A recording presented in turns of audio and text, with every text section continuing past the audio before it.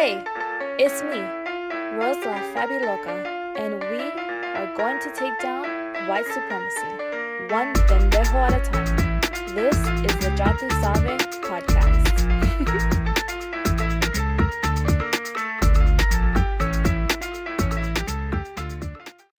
Mi gente, welcome back to the Ya Tu Sabe podcast, where we discuss social, political, and economic issues facing minorities in the present day.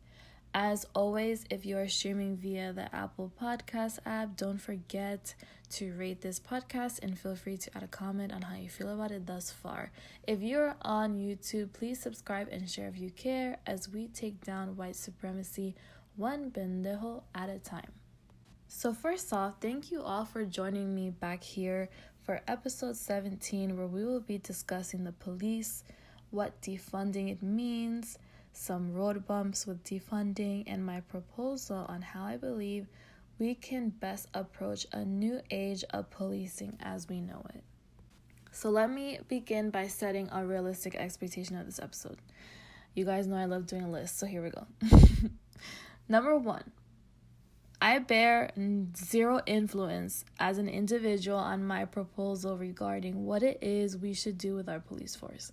Therefore, I'm going to bring you guys the legwork of facts that I've explored and then give you my ideas on each matter. It doesn't mean that I have the golden solution to police brutality, okay? This is a more explorative episode, but the exploration is based in facts from my research, of course.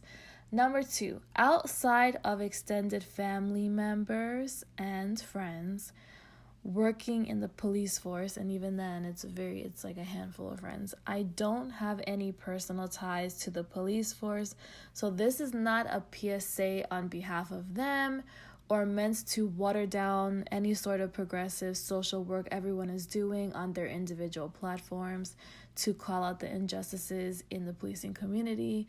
I still say fuck the cops that killed Breonna Taylor and the countless other cases that would take this entire episode to name individually, because that's how many people have died at the hands of unnecessary police brutality, RIP.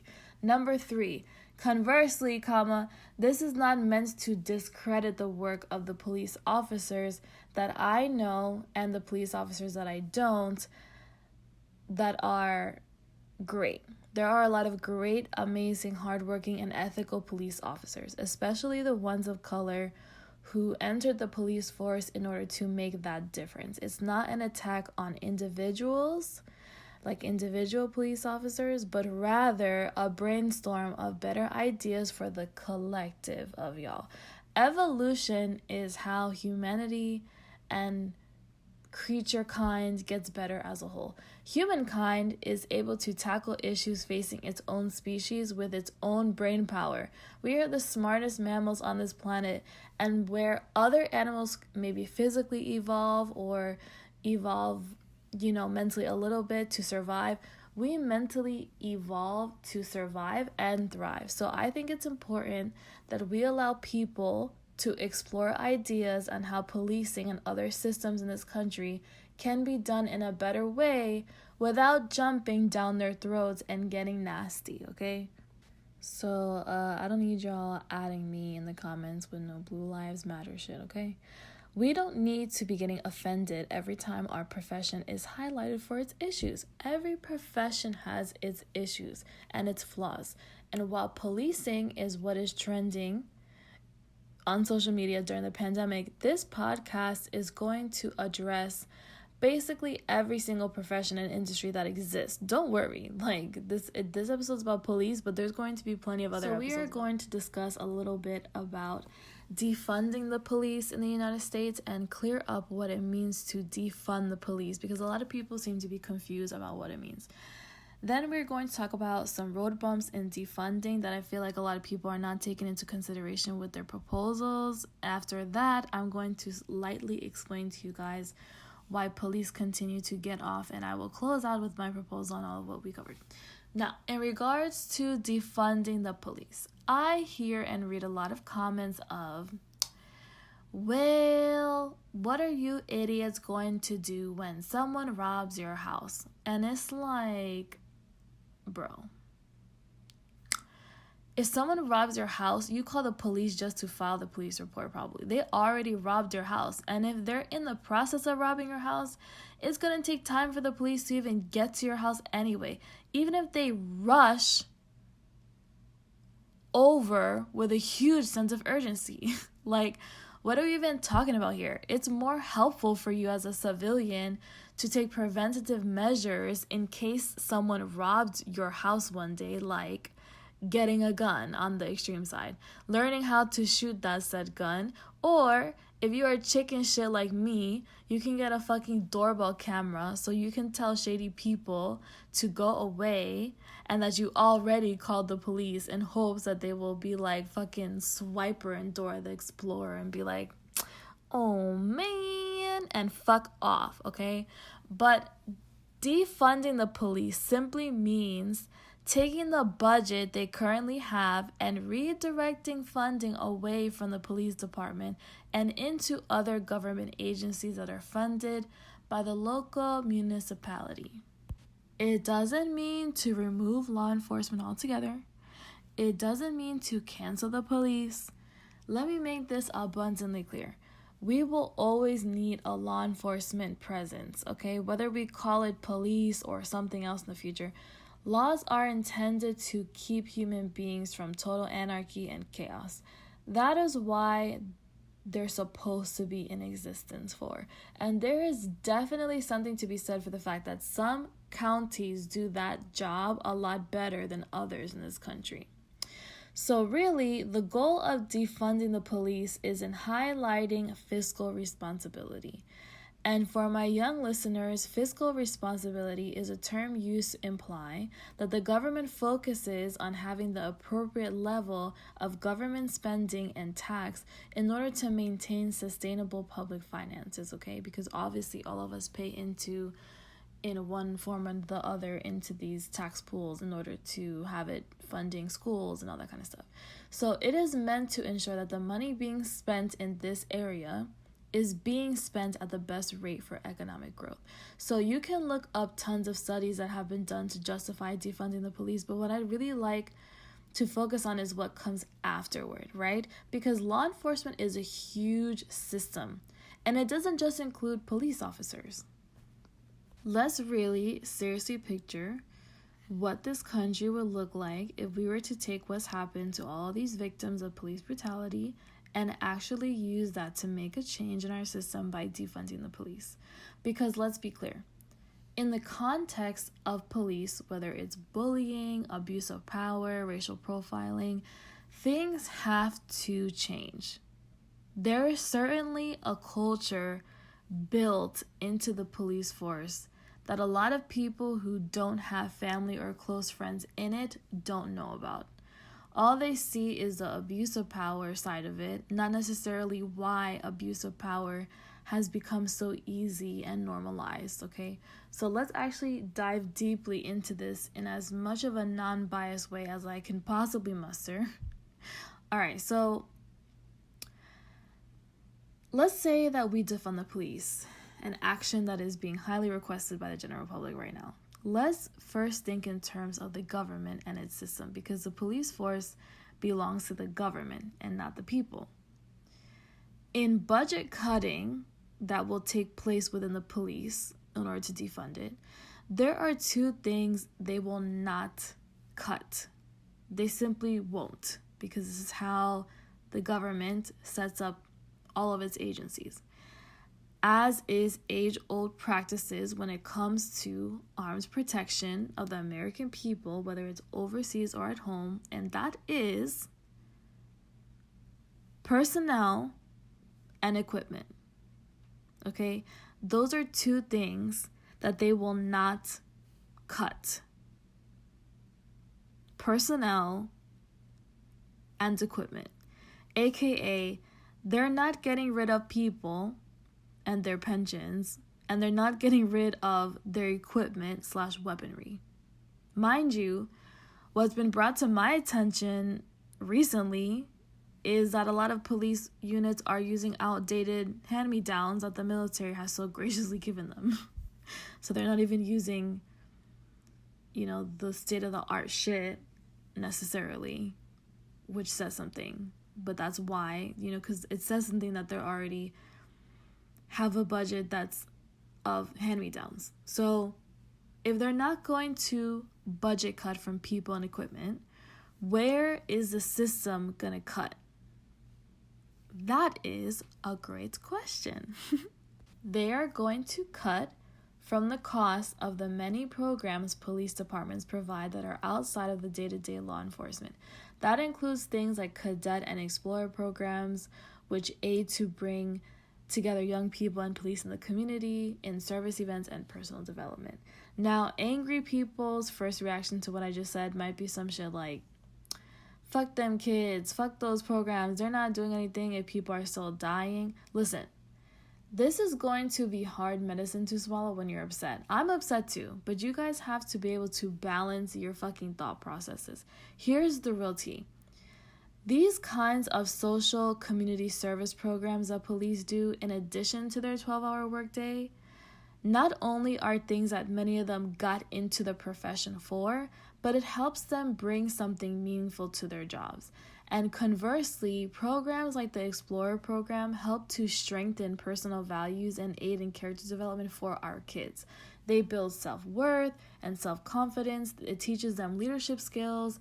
In training and development, social development, provides them unique career opportunities like networking, internships, and volunteer, which, by the way, are all things you will need to score a lot of different scholarships, especially community service hours. It gives them opportunities for group collaboration and teamwork. And not only that, when you're a part of these Explorer programs, you can add it to your college, job, and scholarship applications.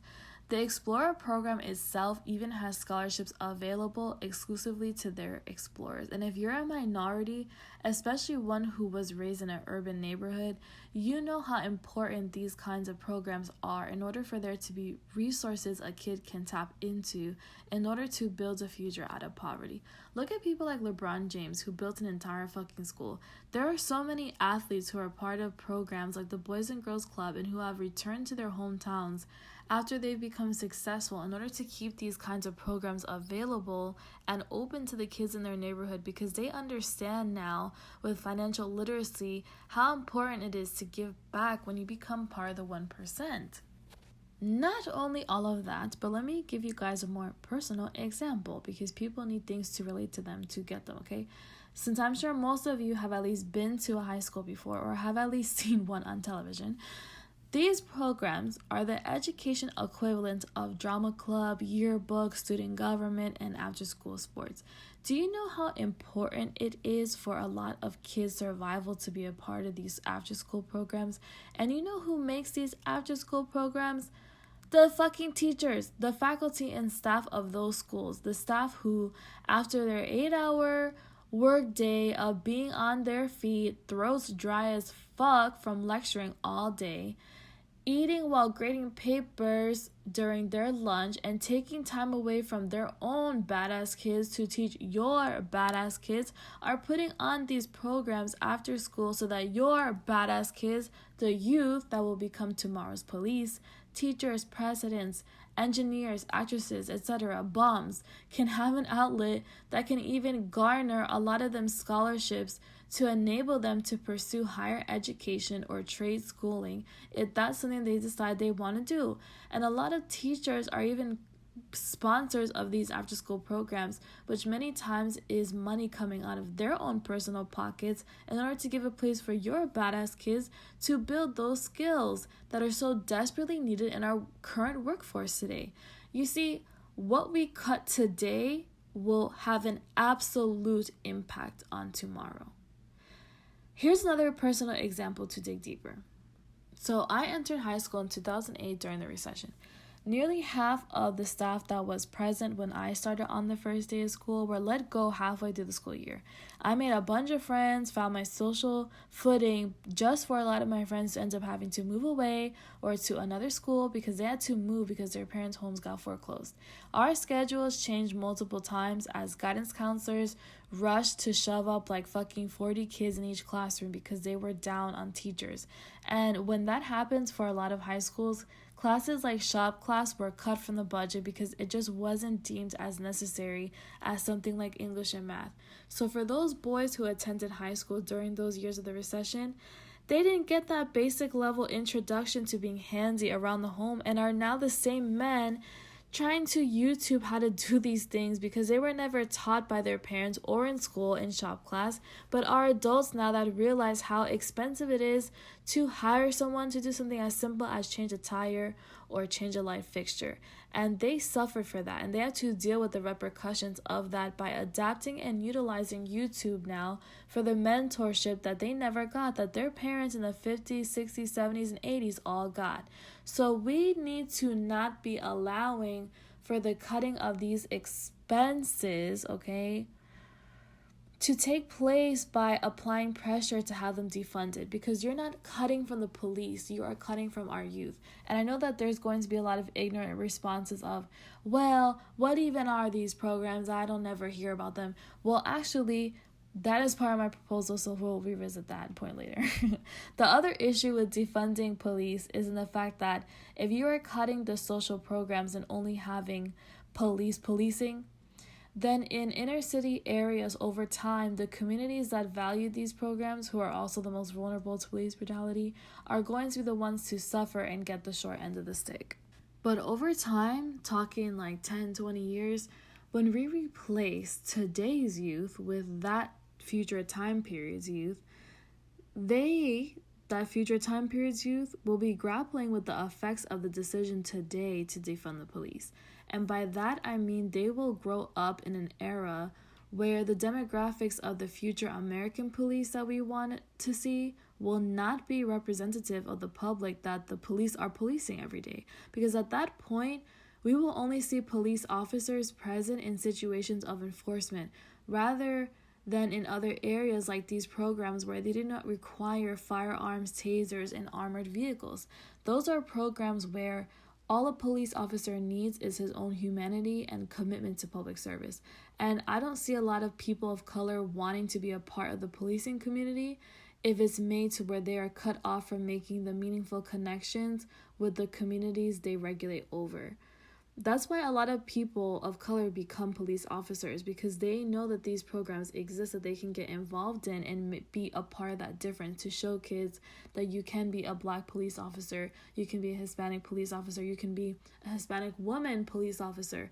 That kind of cutting, in my opinion, where we are taking the good out of the profession instead of preserving it, is going to lead to a lot of people that would be otherwise amazing police officers to go seek employment doing something else, which is reasons why someone should be joining the police force to begin with. If someone's joining the police force because not just, helping be law enforcement, whatever, but also because they want to be involved in these extracurriculars of their job, then those are great reasons to be a police officer, to be more interested in community policing than just, being like, hey, look at me, I got a gun, and let's talk about another negative contributing factor to this rose-colored dream, because the reality is the reason why defunding the police isn't going to work is because of how the system is going to cut from the police. It's the idea itself is wonderful, right? In theory, when you think about it in theory, it's great. But the reality, you guys, you have to stick to the reality. You have to understand the country that you live in and the way that the system operates. It doesn't do this thing where they're like, oh, you want us to defund? Okay, let's budget cut and reallocate to these social workers, but we can also keep our social programs too for the police. They're not going to do that shit. They're going to cut from where places always cut from in the system. Like I told you guys, the education system does the same shit. All of these systems that are government owned, budget cut the same. So again, let's talk about another contributing factor. So people on the internet are writing infographics supporting the idea of disbanding our or, defunding the police, right? They're in favor of utilizing a safety officer or social worker to deal with crime. And of course, this isn't some new concept, and actually many cities have deployed social workers and mental health professionals before. The only thing is, what people do not discuss in these infographics made on Canva is the social workers are doing this alongside police, not instead of police.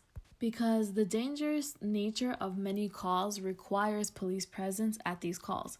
In a really watery way of fleshing stuff out, again, super broad, but bear with me, there are 4 general types of calls that police tend to get, which are actual crimes, some violent, including traffic offenses, substance abuse calls, mental health calls, and nuisance calls like, my neighbor is loud or their dog is barking too much.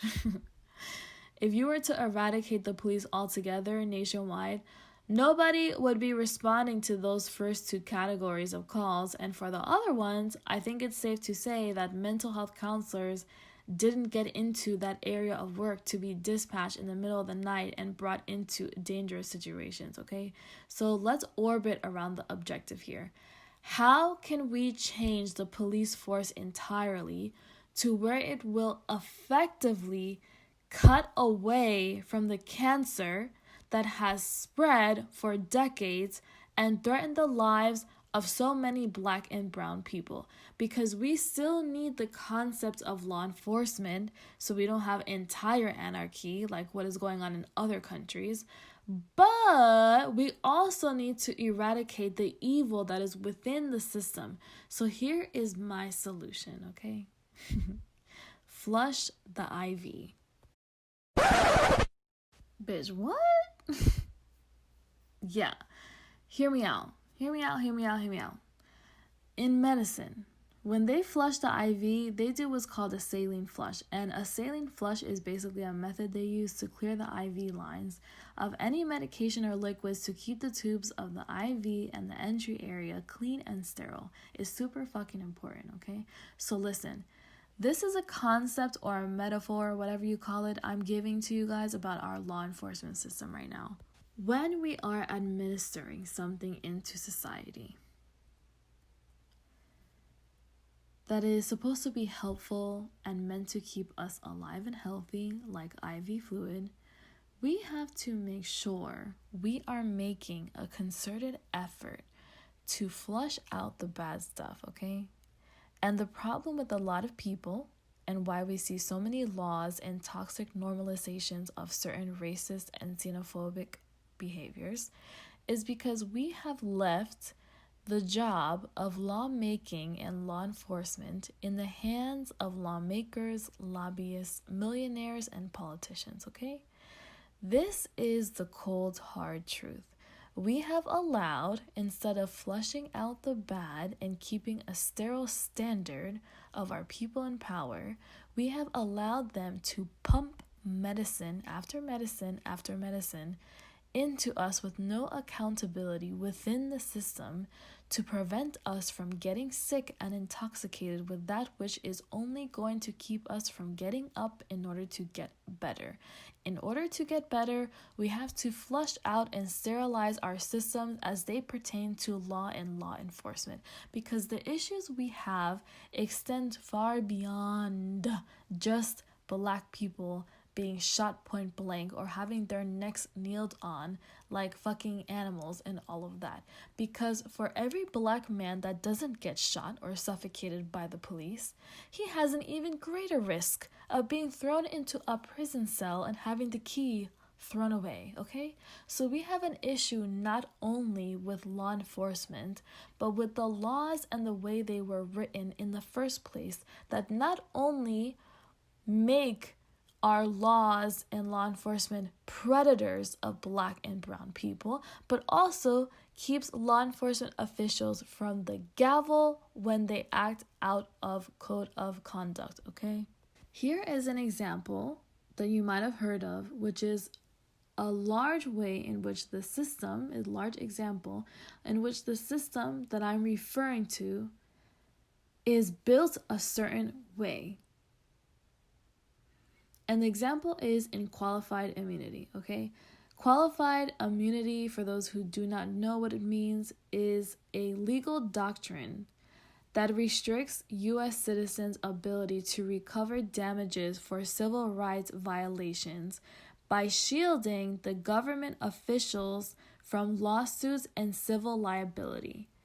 That is a fancy way of saying when qualified immunity is employed, it's almost impossible for cases to be ruled in favor of the party seeking justice against police brutality, for example. Think of it as a form of insurance for government officials. I'll give you an example. I have a friend that works for the TSA, okay? Mind you, the TSA is a small unit of the bigger picture, but the TSA advises their employees that if a passenger attempts to assault them, it's in the TSA workers' best interest to not defend themselves, because if they allow the passenger to knock them out, their legal team can go after that passenger and hold them to the fullest extent of the law for hitting that government employee. However, if the TSA worker decides to swing back and the passenger wants to sue for that, the legal team of the TSA will not defend their employee. That worker is going to have to come out of pocket for his own defenses. These rules are in place and intended to provide a sense of insurance when it comes to the dangers of virtually any government job. Public servants deal with the public at large, okay? They have to. And with that includes the mentally ill or unstable, people who are having a fucking bad day, angry people, people dealing with addiction to alcohol or other substances, etc. On any given day, at any given time, someone in this country could draw a gun on a government worker, whether it's a teacher at a school or a clerk number 16 at the DMV. And so there are legal teams in place to take action against civilians if need be. So qualified immunity is meant to and successfully protects police officers from being held accountable in situations like Breonna Taylor, the way that we would like them to be held accountable because of the nature of the jobs they hold. So basically, in the instance of George Floyd, for example, people are outside with signs that say, "Justice for George Floyd." But when we say that, what we really need to make sure we understand we mean is that the country should stop protecting officials who break the law, because conversely, when we break the law as civilians, we get prosecuted to the fullest extent, and if you're black or brown, the gavel hits 10 times harder. So you need to understand the system in order to realize that focusing on defunding the police is not actually resolving anything for society, but actually taking from ourselves instead. Within the system is the idea of judge-made laws, okay? And judge-made laws are the legal doctrines established by judicial precedents rather than by statute. In other words, the judge interprets a law in such a way to create a new law. They are also known as case law. So judge-made laws are based on the legal principle stare decisis, which means to stand by that which is decided. And the fact that we don't focus in our judicial system is a fucking problem and shows you how far away from the point people actually are because they're uninformed. Look at the Ninth Circuit, for example. Donald Trump's biggest legacy of his presidency, besides his sheer idiocy, is in what he's been doing within the court system. He has criticized the Ninth Circuit over and over and over again because when he entered the presidency, it had a large number of people appointed by Democrats, and the Ninth Circuit is what stopped certain plans he had wanted, like building the wall between Mexico and America. Yeah, a lot of people tend to forget about that promise. Fucking dumbasses. Anyway, the Ninth Circuit blocked that from happening. They also blocked the travel ban he was trying to put on. So what he's done is added judges of his choosing to the Ninth Circuit, which is fucking dangerous because we have 3 branches of government, right? Executive, legislative, and judicial. In the judicial branch, we think of the U.S. Supreme Court, the highest court in the land. But actually, in the lower federal courts is where he's building his legacy that will be long-lasting and far-reaching. So you have the district courts, the lower federal courts, and then you have the Court of Appeals above them. The Court of Appeals is made up of 13 circuit courts that hear cases from around the country from different states. So if it's appealed again, it'll go up to the Supreme Court, but the Supreme Court only hears less than 100 cases a year. So the Court of Appeals hears 50,000. So obviously they're important as fuck. The Court of Appeals gives the majority of the final precedent rulings on most cases. Each judge in the Court of Appeals is nominated by the president, serves for life, and is confirmed by the Senate. It's common knowledge that all sitting presidents have an influence over filling seats in the courts, but the thing is that if you look at presidents over the last few decades, they all had around the same number of add-ins. When you look at Obama's in comparison to the others, he was adding people the first 2 years and then suddenly you see a flat line. Because when the Republicans took over the Senate in 2014, Mitch McConnell stopped holding votes on almost all of Obama's picks, which left those seats vacant. So when Trump took office, he had a bunch of vacant seats to fill, and with the Senate Republicans on his side, he was able to add a bunch of people in that the Republicans wanted. But take it a step further. If you compare Trump's picks to his Republican predecessors, his picks have been the most conservative out of all of them, leaving our court systems overwhelmingly right-leaning. So when we revisit qualified immunity, we have to realize that it is a judge-made doctrine. And a lot of people say, why can't it just get taken to the Supreme Court? But the thing is that the Supreme Court has stressed over and over again that judges must determine immunity questions at the earliest possible stage in litigation, meaning that litigants must confront qualified immunity issues long before a court can reach the merits of a claim. So even in a study in 2005 that was done found that, obviously qualified immunity is just in favor of the government officials. And it's just something that's impenetrable. So here are our issues. With the way that the system is set up, defunding the police is not actually going to defund the police in the way in which we desire it to. It's actually going to cut programs that many of our youth depend on and alter in a negative aspect the policing profession entirely. So number 2 to that point is qualified immunity covers the police, making it basically impossible to seek justice in favor of civilians that have been victims of excessive force, thus perpetuating the culture within the policing profession. They can do whatever the fuck they want, whenever the fuck they feel like it, because there isn't any legal precedent to say otherwise. Qualified immunity, with the way that the system has approached it, is basically like this big-ass condom shield of protection over the fucked up police, okay? So that is the situation that we're at when it comes to all of that. So here's the part of the podcast where we always talk about fucked up shit. And I lay it out for you guys and you're like, fuck, I didn't know all this was a thing. This is really bleak. Like, what are we gonna do? Like, we can't even do anything. I feel so helpless. Well, here's the thing. I can sit here and say defunding the police is not a good idea for a reason stated, right? But the idea of adding social workers to that partnership could possibly help elevate interactions to a place where maybe we won't have as many fucked up situations happen as often when it comes to mentally ill people. But ask yourself, how the fuck is having a social worker with the cop going to stop Black people from being killed by excessive force if both of the entities are racist in real life? Because the badge is not why a cop is killing the Black person. The badge is just how the police gets away with it. It's in the fact that this country has accepted the idea that Black people are subhuman, and the treatment that is given to them by our law enforcement and government officials in literally any fucking profession, whether it's education or whatever the fuck, says that behavior is okay. I definitely think having social workers present can help with the statistics regarding how a lot of situations don't have good outcomes because of police not being trained properly for them.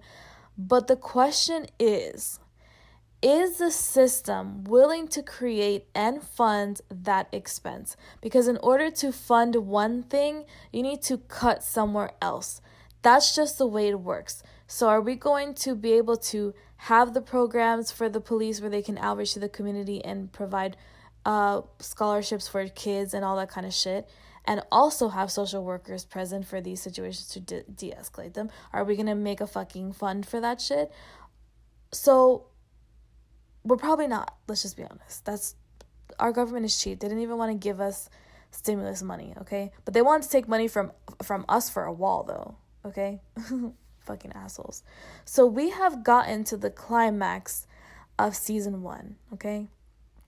We have gotten to a place where I have become comfortable with all of you and can finally let you all in on where this podcast is heading into for season 2. Because I know a lot of people look at the roster of my episode listings and are like, these fucking episodes are so random. They're like so non-relevant from one topic to the next.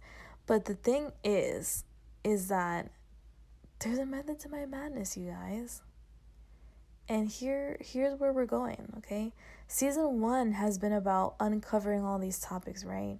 Season 2 is going to build on that, but in a way that people probably didn't expect, in like a plot twist, unfortunately.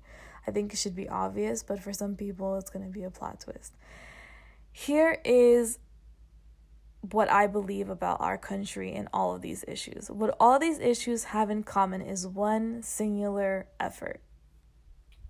One singular effort that I'm willing to be the first person to say if I need to be.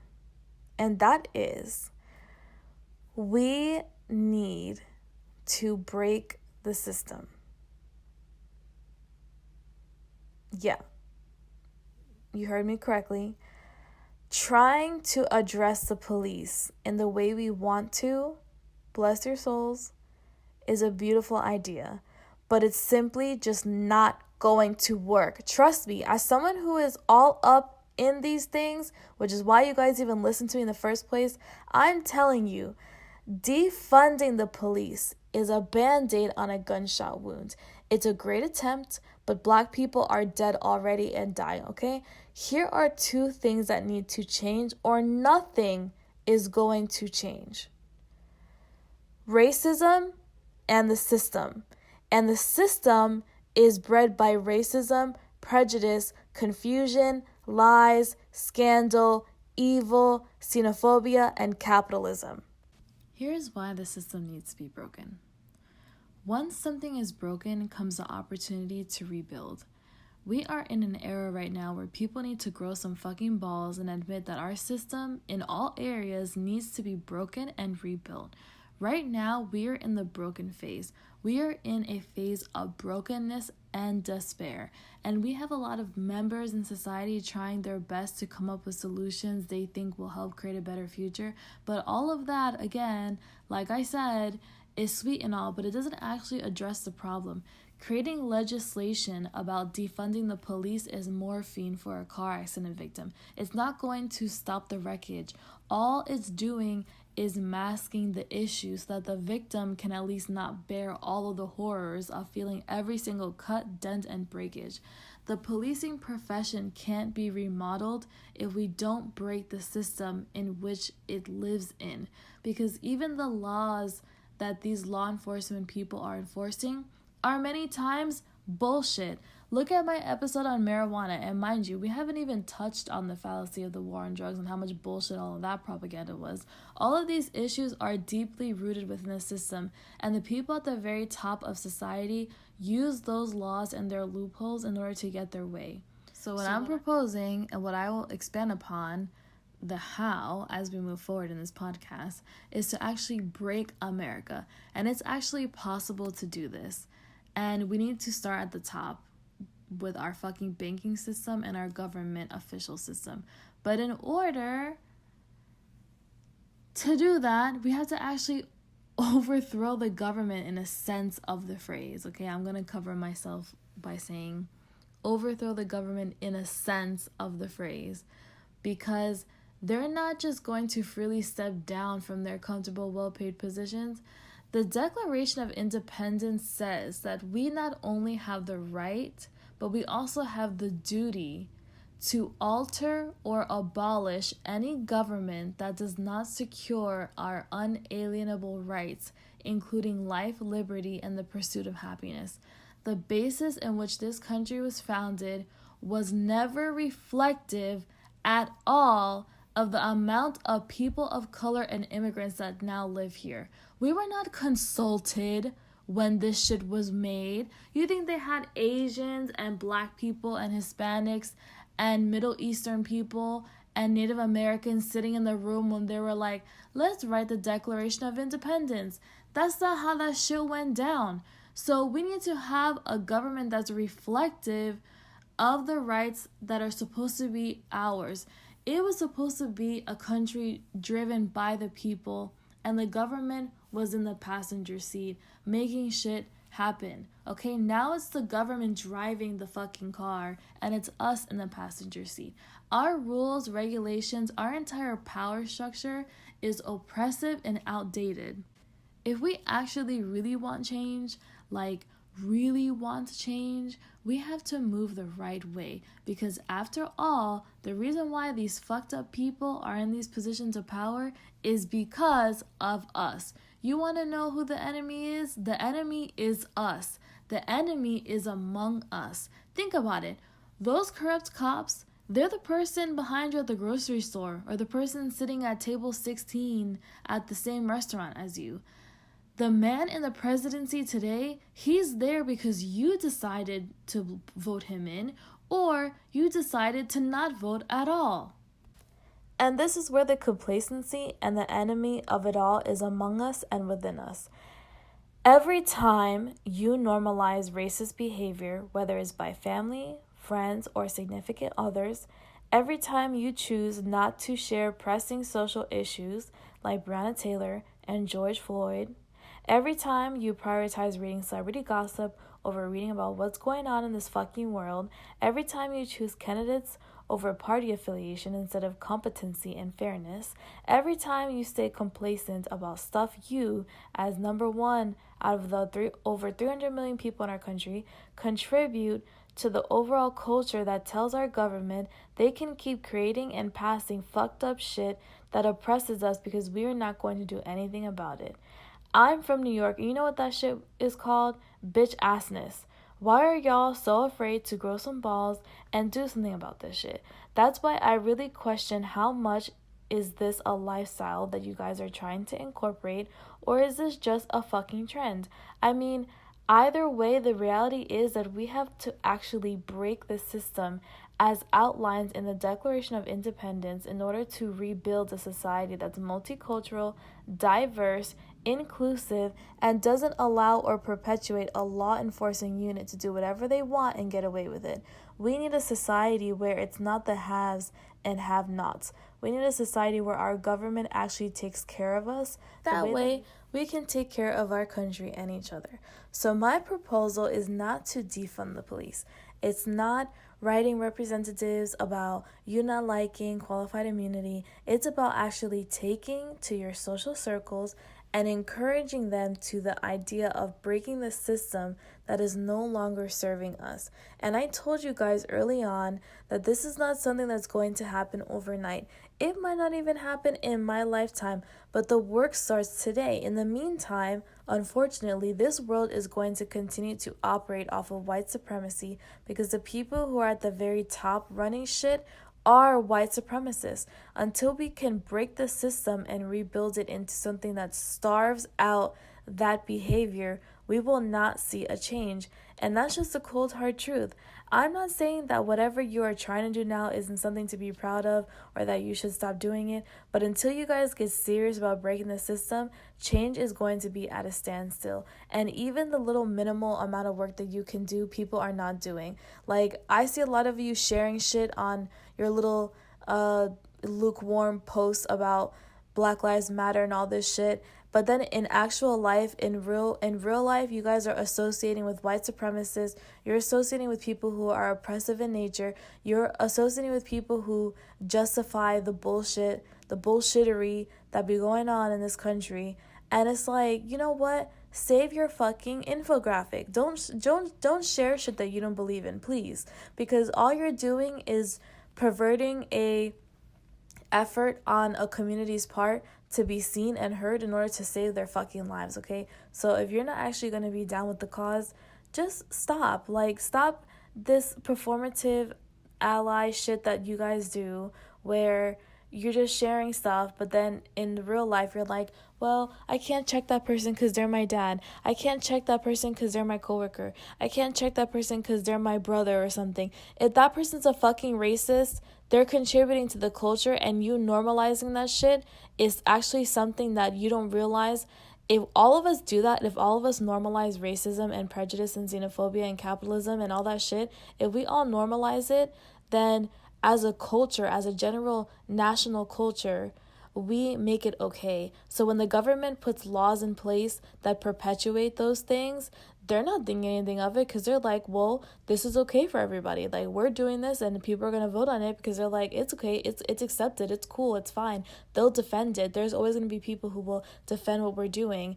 And whether those are Republicans or Democrats or whoever the fuck, it doesn't really matter. The point is that in the little bit of changes that you can make, I see people not making them. So honestly, you fucking tuned into this shit and I'm gonna dupe all of you. Y'all tuned into this shit thinking that I was gonna have some laid out shit of how we can save the planet from the bad coppers. But the actual factual shit about it is that I brought you all the way here to the end of this episode to tell you that if you're not willing to break our government as we know it today, the world is going to continue to be fucked up, and we're just going to keep being on this podcast talking about how fucked up it is, okay? The thing's going to actually change. So if you don't actually want change, then just say that you're here for entertainment reasons, honestly, because obviously being informed doesn't matter. Being informed doesn't matter if you're not doing something about it. Like, having all this information in my brain does nothing for the rest of everyone else if I just keep it there, right? It's the same shit. If you've learned something from this podcast, share that shit to other people. I'm not saying to share the actual podcast. I don't give a fuck at this point. What I'm saying is share the information to other people so that they can share the information to other people. That is the point. And on that depressing note, thank you guys for joining me on this episode of the Ya Tu Sabe podcast. Next episode, we will be discussing Republicans versus Democrats and how they are the same cake with different frosting. And I will explain all of that and more, so you don't want to miss it. So this has been your host, Rose La Fabuloca, signing off and reminding you all, don't stop fighting for the cops who murdered Breonna Taylor to get charged. Wake up and stay woke, and I will see you all next time. Bye!